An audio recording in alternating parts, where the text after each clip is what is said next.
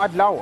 Nakabsa na sa iyang kinabuhi ang batan-on nga naigo sa saag nga bala sa Panabo City, Davao del Norte ato sa pagsugat sa bagong tuig. Namatay natong Enero 2 ning tuiga sulod sa Davao Regional Medical Center kon DRMC.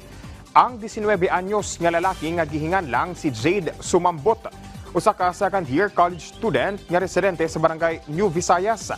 Nasayrang naigo sa saag nga bala sa iyang ulo ang biktima, partikular sa ibabaw sa iyang agtanga. Hustisya sab ang singgit sa pamilya sa nabiyaan sa namatay nga estudyante. Sa pagkakaron, nagaparayon ang investigasyon sa kapulisan aron nga mailhana ang responsable sa pagpabuto sa maong stray bullet. Manawagan mi sa communities sa Panabo, especially sa tong duol sa balay sa biktima, basig na mo'y maghibaw-an nga nagpabuto sa ilahang baril para pod matagaan na tuog hustisya ang biktima. Nakahiagom og grabing pagkasunog sa lawas ang usa ka 2 anyos nga bata human nga misilaob ang usa ka motor sa New Bataan, Davao de Oro.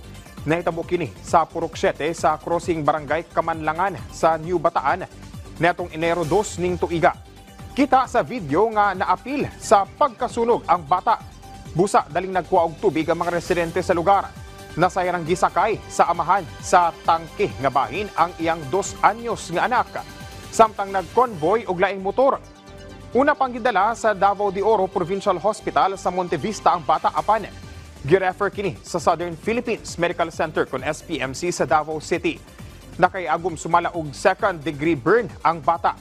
Nang hangyo sab karon ang pamilya sa mong bata sa mga dunay malumong kasing-kasing nga tabangan sila sa pagpatambal sa bata.